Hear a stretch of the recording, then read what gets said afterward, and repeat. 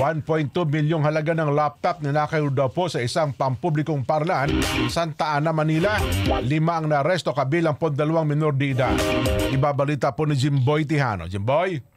Pasado 1:00 ng hapon itong Miyerkules, Hulyo 29, nadiskubre ang pagnanakaw sa loob ng isang faculty room sa isang pampublikong paaralan sa Barangay 905, Punta Santa Ana, Maynila. Pinwersa umano ang pintuan ng faculty room at posibleng sa butas ng bakuran dumaan ang mga sospek. 34 na laptop ng DepEd issued ang natangay ng mga sospek. Kabilang dito ang 2 personal laptop na ginagamit ng mga guro sa pagtuturo. Sa tulong ng ilang tumayong testigo, mabilis natunto ng mga sospek. Naaresto ang 5 individual kabilang ang 2 minor de edad o CICL.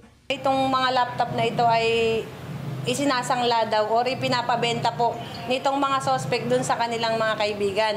And katunayan po, meron po kaming nakuhang 3 witness na sinubukan pong ibenta itong mga laptop na ito. Kaya lang po, nung pagbukas po nila ng laptop, nakita po nila ng logo ng DepEd, nagdalawang isip po sila. And hindi po nila ito binili or tinanggap bilang sangla. Lumabas sa investigasyon na ibinebenta umano ng mga suspect ang mga nakaw na laptop sa murang halaga, mula sa 1,050 pesos hanggang 2,000 piso kada isa. Isang beses lang naman ako nagbenta, binigay lang. Pagkabigay sa akin ng laptop, then siya ko naman binenta sa halagang 1,050. Kaya din po yung nagnakaw dun sa ibang araw? Hindi po, marami po kami. Yung iba nga po, sabi nila damay lang sila.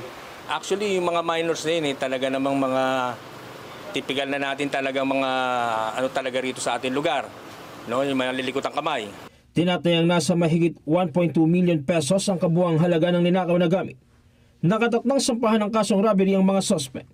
Sa ngayon po, nakarecover po kami ng 7 laptop.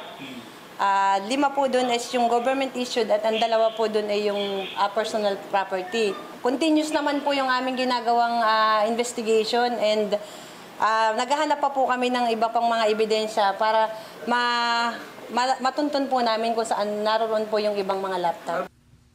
Jim Tijano, para sa 100% Balita.